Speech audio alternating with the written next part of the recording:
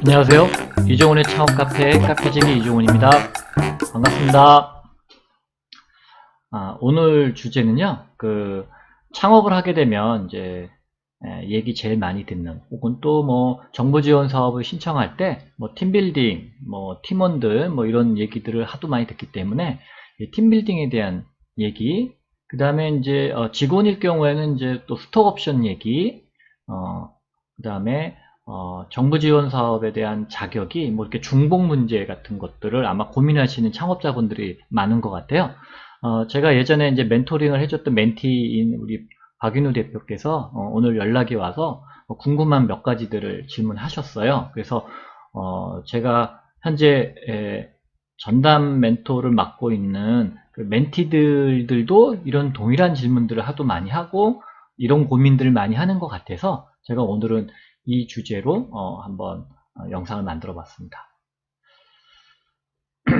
이런 얘기들을 제일 많이들 하고 고민하고 계시는 것 같아요. 꼭 팀 창업을 해야 되는가? 이 팀 창업을 해야 되는 이유는 저는 한 세 가지라고 봐요. 일단 창업했을 때 어떤 생존 확률, 이 생존 확률은 통계청의 통계에도 나와 있는데요. 1인 창업자와 2인 이상의 공동 창업자가 3년까지 생존할 수 있는 확률을 2016년도 통계의 그 수치로 보면 무려 3배 차이 납니다. 즉 1인 창업자가 3년까지 살아남을 확률이 10%라면 2인 이상의 공동 창업자들은 3년까지 보통 30% 이상 살아남아 있다. 이런 통계치가 있어요. 그런 것처럼 이 팀빌딩을 해서 팀 창업을 하는 것이 아무래도 유리한 거는 첫 번째 제가 보기에는 스피드예요. 혼자 개발하고 혼자 영업하고 혼자 자금 유치하러 다니고 뭐 이런 일들을 혼자 하는 것보다 여럿이 나눠서 하면은 빠르겠죠. 그만큼 시장 진입도 빠를 겁니다. 이 시장 진입은요, 특히 플랫폼 비즈니스에서는 가장 중요합니다. 누가 먼저 시장을 선점하느냐, 그리고 누가 많은 고객들한테 우리의 플랫폼 뭐 브랜드라든가 뭐 어떤 서비스의 어떤 컨셉을 미리 알리는가, 이런 것이 제일 중요하거든요. 그 다음에 이제 리스크의 문제인데요. 아무래도 혼자 창업하실 때는 혼자 이 많은 자금을 부담을 하셔야 되고, 그리고 또 확보할 수 있는 자금에 또 한계가 있지만, 뭐 둘 셋이 하게 되면은 뭐 창업자본 자금도 이렇게 십시일반 나눠서 할 수 있고요. 그 다음에 아무래도 위험 부담을 이제 쉐어할 수도 있고, 그 다음에 우리가 경영적인 판단을 할 때도 여러 명이 같이 생각하는 거하고 혼자 생각하는 거하고는 다를 수 있죠. 쉽게 얘기하면 컴퓨터에 우리 CPU가 하나냐, 4개냐, 뭐 이렇게 생각하시면 좋을 것 같아요. 스피드와 연산의 능력, 이런 것들은 결국엔 CPU가 많을수록 좋다. 즉 CPU라는 건 이제 사람의 머리거든요. 그러니까 머리가 많은 게 좋은 거죠, 당연히.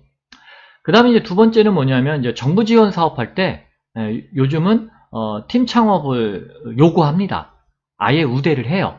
그래서 정부 지원 사업 페이퍼워크, 즉 사업 계획서를 작성하다 보면은 팀원에 대한 얘기를 반드시 하고요. 그 다음에 가점을 준다든가 이렇게 해서 선발할 때 아예 차별을 줘버리기 때문에 이제 정부 지원 사업을 위해서라도 팀 창업은 해야죠. 그 다음에 이제 투자입니다.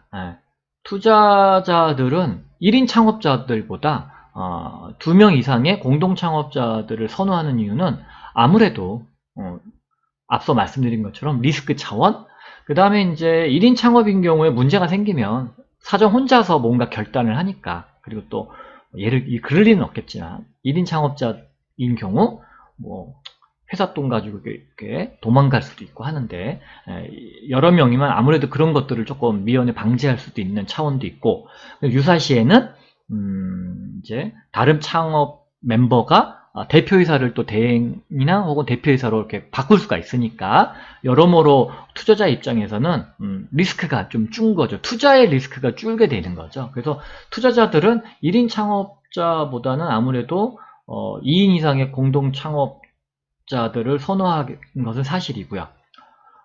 꼭 반드시 투자자들은 그러면 1인 창업자한테 투자 안 하냐? 그렇진 않죠. 1인 창업자가 사업을 잘해가지고요.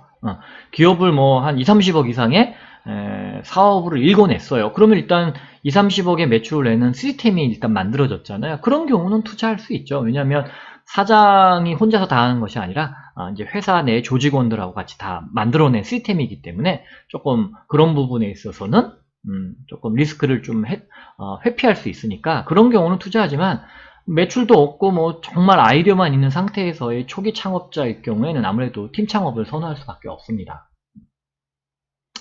그래서 여러분들이 내가 지금 1인이 혼자 창업을 생각을 하고 계시는데 나의 재능에 입각한 뭐 쉽게 얘기하면 뭐 요리, 디자인, 뭐 공예 뭐 이런 사람분들이 대부분 1인 창업을 많이 하시는데요. 그런 분들은 다른 고민하실 필요 없어요. 어차피 투자자들이 잘 투자를 안 하니까 초기에는 그냥 무조건 생존에만, 즉 손익분기점만 맞춰서 내가 망하지만 않게, 적자나지 않게만 유지하시는 게 핵심이고요.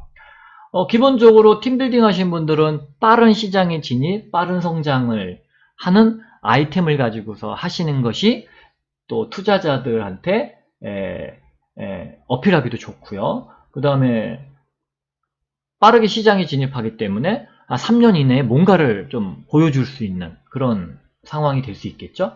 그리고 또 다른 산업군이라든가 좀 더 이렇게 스피드하게 여러 사업군을 늘려가는 데 있어서는 또 팀 창업이 유리하겠죠. 그리고 당연히 뭐 3명이 공동 창업이니까는 고용 유발 효과도 좋을 거고 아무래도 이제 빨리 성장하게 되면은 유리한 면이 많겠죠, 경제적으로. 예. 그래서 이렇게 생각하시면 돼요. 동네에서 우리가 떡볶이 장사하는 거랑 우리가 이제 회사를 만드는 거라 이렇게 생각하시면 돼서 떡볶이 장사하는데 꼭 팀빌딩 할 필요는 없어요. 물론 떡볶이 장사라도요. 팀빌딩이 더 유리합니다. 예, 아무래도 경영적인 리스크라든가 자금을 만들어내는 데 있어서 그렇지만 굳이 꼭 뭐 팀 창업까지는 안 해도 되지만 기본 우리가 스타트업이라고 하면은 팀 창업을 하는 것이 맞습니다. 자, 그러면 우리 창업자분께서 어떤 아이템이냐? 나의 재능 가지고 하는 1인 창업이냐? 아니면은 어떤 좋은 사업 비즈니스 모델을 가지고서 역할 분담을 해가면서 팀빌딩을 할 거냐? 그거는 이제 선택을 하셔야 되는 겁니다. 네. 그리고 또 이제 경영학적으로도 봐도 실제 많은 창업 기업들이 실패하는 이유를 보게 되면은요, 이 5가지인데요. 이 5가지가 재밌어요. 1번과 2번, 3번, 즉 고객과 시장을 모르고요. 그 다음에 팀빌딩도 안 돼 있으면 사실 이 자금을 확보하기가 어렵습니다. 자금을 확보하기 어렵다는 얘기는 뭐냐면 지난번에 제가 언급해드렸던 데스밸리를요. 넘어가기가 어렵죠. 데스밸리가 어떨 때 나오냐고 제가 말씀드렸죠. 네, 매스 프로덕션입니다. 매스 프로덕션, 대량 생산, 제조업은 대량 생산, 그리고 또 플랫폼이나 이런 것들은 대규모의 마케팅이 필요한 시기죠. 그때 뭐가 필요해요? 대량 생산, 자금이 필요하죠. 대량의 마케팅 활동, 그러면 자금이 필요하죠. 그러니까 결국에는 경영적으로도요. 1번, 2번, 3번이 안 되면 5번이 안 되고 5번이 안 되면 결국은 아무것도 할 수가 없는 거죠. 그러니까 시제품 만들고 끝나는 거죠. 물론 1번, 2번도 안 되는 창업자들도 많고요. 1번, 2번이 되는데 아쉽게도 팀 창업이 안 돼가지고 초기에 시드를 구하지 못하는 분들도 의외로 많아요. 그러니까 저는 1번, 2번은 당연하고요. 3번이 대세다. 3번이 돼야 자금 확보가 좀 더 쉽다. 하다못해 정부지원금도 아까 말씀드렸다시피 팀빌딩을 권장하고 또 많은 팀빌딩에 주로 지원하고 있기 때문에 그렇죠?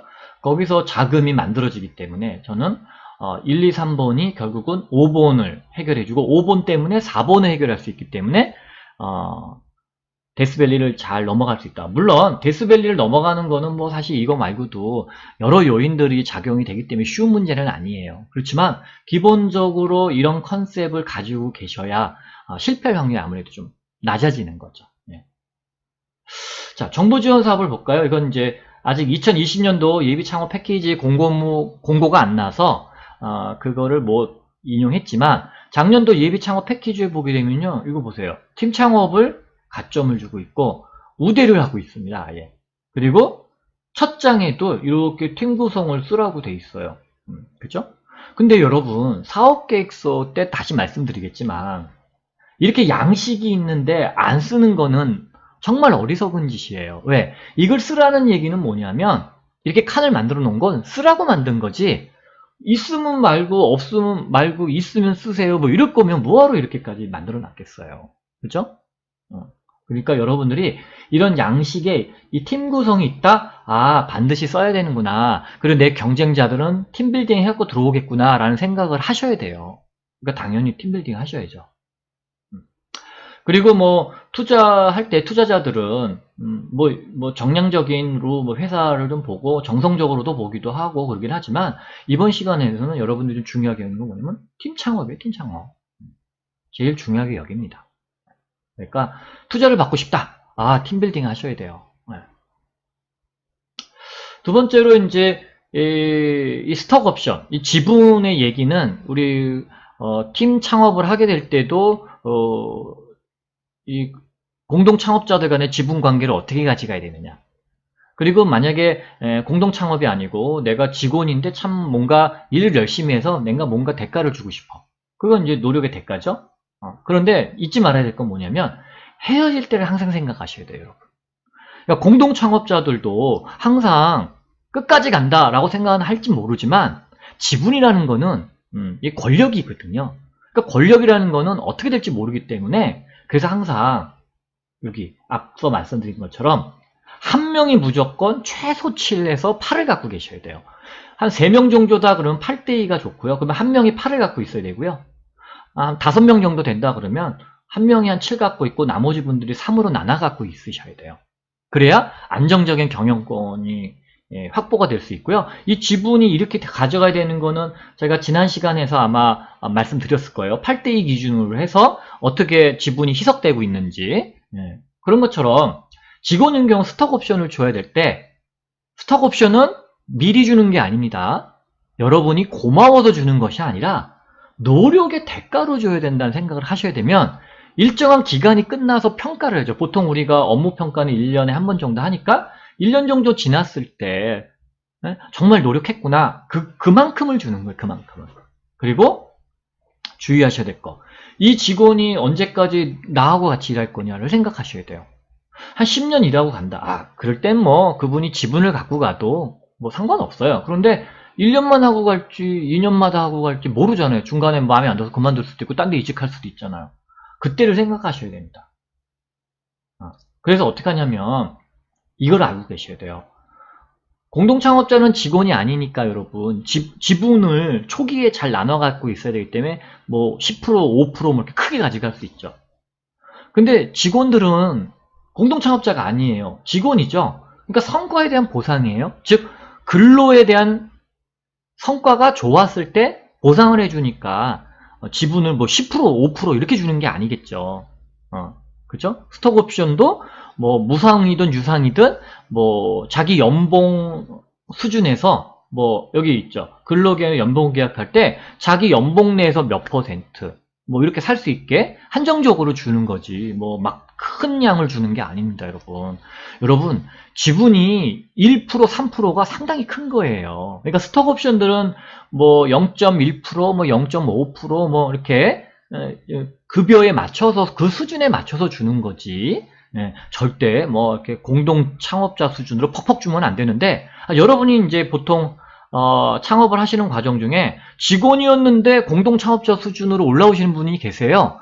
그럴 때는 뭐 그렇게 하셔도 되는데, 항상 헤어질 때를 생각하셔야 되고 이 지분을 어떻게 다시 회수할 수 있는가를 생각하셔야 되니까, 일정한 근무 연수라든가 우리 회사에 몇 년 이상 있어야만 스톡 옵션을 준다. 그리고 주더라도 몇 년 내에 이직하게 되면은 그 지분을 다시 대표이사한테 팔아야 된다. 뭐 여러 가지를 락업을 좀 거세요.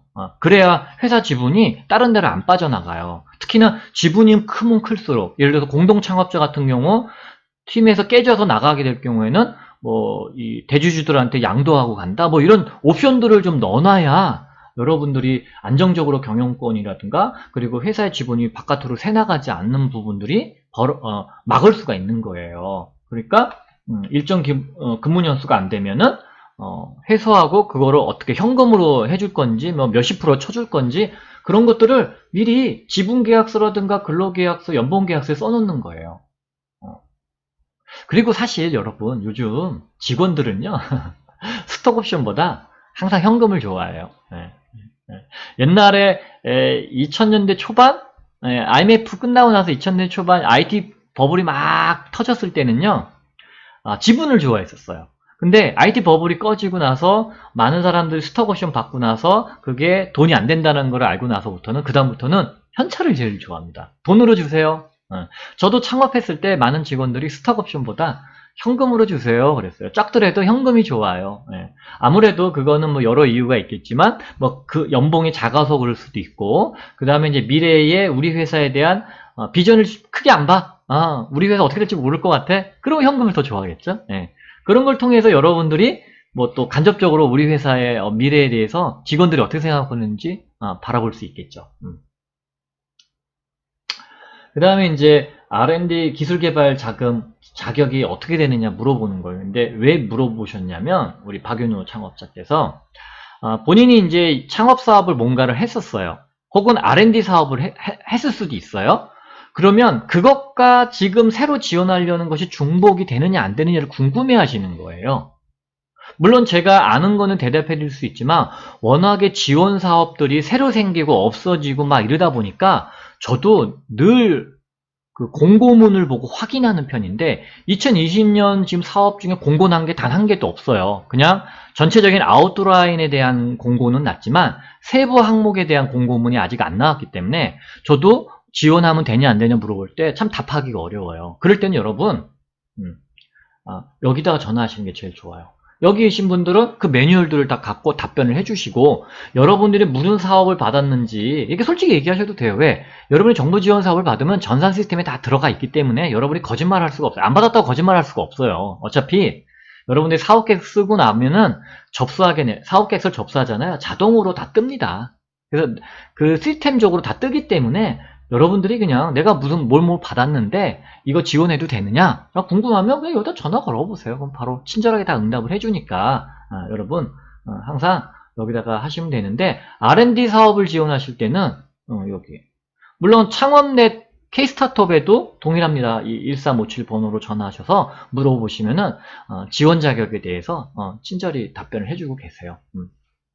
자, 그런데 R&D 개발 자금을 준비하실 때는 여러분들이 이거를 좀 알고 계셔야 돼요. 이거는 어디서 얘기 안 해줍니다. 이건 이종훈이 밖에 얘기를 안 해주는 얘기예요. 꿀팁이죠. 네. 자, R&D 할 때는 과제 참여 인력이 필요해요. 우리 아까 창업사업 같은 경우는 팀빌딩이 필요하듯이 R&D 과제도 참여 인력이 당연히 필요한데 대표이사 포함해서 3명에서 4명일 때 1억 5천에서 2억 정도 할 수가 있어요. 자, 그럼 나눠보면은 한 명당 5천만 원꼴이죠? 네, 맞아요. R&D 과제는 한 명당 5천만 원꼴로 계산하시면 제일 좋아요. 그러면은 참여 인력이 몇 명 필요하다를 알아보시려면 나누기 3 하면 5천만 원에 3명 필요하겠구나. 이렇게 이해하시면 되죠. 그런데 창업사업하고 좀 다르게 기술개발, R&D 자금은요, 참여 인력이 반드시 이공계 인력이어야 돼요. 단, 대표이사는 전공 불문입니다. 그러면 대표이사는 전공 불문이니까 이공계 인력이라고 칠 수 있다고 치면, 우리가 1억 5천짜리 하려면은 이공계 인력이 2명이 있어야죠. 그럼 대표이사하고 합쳐서 3명. 그래서 1억 5천짜리 정도 지원할 때는 그렇게 되고요. 2억짜리 지원할 때는 한 4명 정도. 이렇게 생각하시는 게 좋습니다.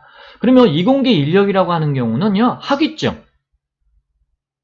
학위증이라면은 학사, 4년제 졸업 기준으로, 혹은 문과 출신이야. 그러면은 학위증에 이공계 인력이라고, 뭐, 이학사, 공학사 안 나오겠죠? 그럼 문학사인 분들은 기사 자격증을 따셔야 돼요. 그렇지 않으면은 이공계 인력 아니에요.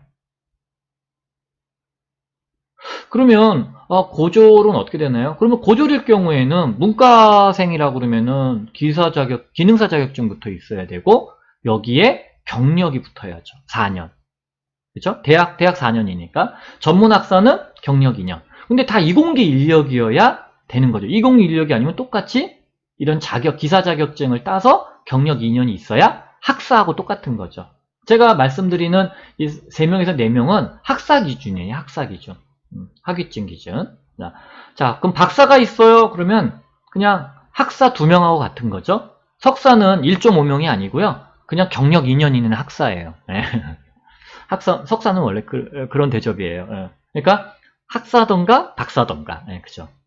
그 다음에 이제 산업통상자원부의 과제 같은 경우는 부설 연구소 인증이 필수인데, 우리가 창업자들, 뭐 창업한 지 얼마 안 되신 분들, 뭐 3년 이내, 7년 이내들은 대부분 이제 산업통상자원부 과제도 일부 하긴 하지만 대체로 중소벤처기업부 사업을 하잖아요. 그러면 이거는 필수는 아니에요. 네, 필수는 아니니까 산업통상자원부만 여기 있어야 된다.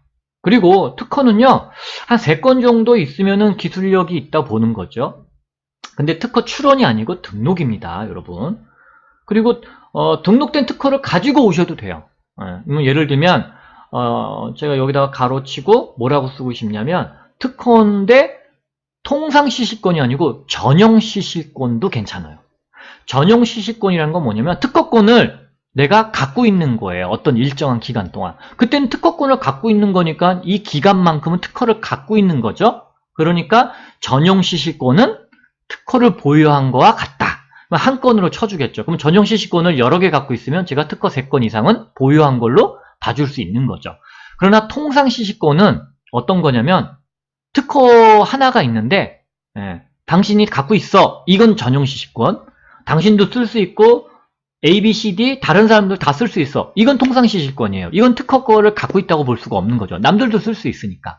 전용시식권은 특정인만 쓸 수 있는 거예요. 특정인이 독점적으로 갖고 있으니까 특허를 갖고 있다고 볼 수 있는 거죠. 그죠? 네. 그 다음에 이제 인증서들은 있으면 좋고 없으면 뭐 상관없어요.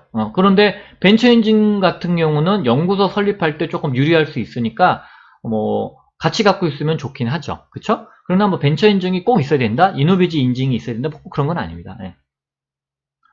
그리고 이제 뭐 가점은 큰 문제가 뭐랄까 큰 이득은 없습니다, 여러분. 과제가 좋으냐 나쁘냐만 판단이지 거기에 가점 가지고 선정되지는 않아요. 나중에 제가 언제 선정에 대해서 심사 기준에 대해서 이렇게 설명드릴 때가 있을 텐데, 그때도 말씀드릴 거예요. 사업을 잘하느냐 안 하느냐지 여성 창업자일 경우 가점 3점 준다. 사업을 못할 것 같은데 가점 3점 받으면 뭐래요. 어차피 떨어졌는데. 그러니까 여러분 가점이라는 건 의미가 없어요. 그러니까 가점에 큰 의미를 부여하지 마세요. 그럼 나중에 왜 그런지 설명을 드릴게요. 자, 오늘은 여기까지 설명을 드렸고요. 궁금하신 사항은 이제 메일로 주시면은 제가 시간 나서 이렇게 또 동영상으로 제작해서 올려드릴게요. 그리고 2020년도에는 이 무료 온라인 멘토링이 없어진 것 같아요. 제가 지금 올해 2020년 창업사업, 창업지원금 사업 전체적으로 다 이렇게 스캐닝 했는데 이게 없어졌어요. 그러니까 무료로 저한테 받을 방법이 없어진 거죠. 그러니까 여러분들은 좀 안타깝게 유료로 저한테 신청을 하시든가, 아니면 좀 유료로 하기 어렵다 그러면 메일로 물어보시면 제가 이제 메일로 이렇게 좀 설명을 드리도록 할게요. 자, 오늘 정보도 좀 유익하셨다 그러면 좋아요 눌러주시고요. 구독도 부탁드리겠습니다. 감사합니다.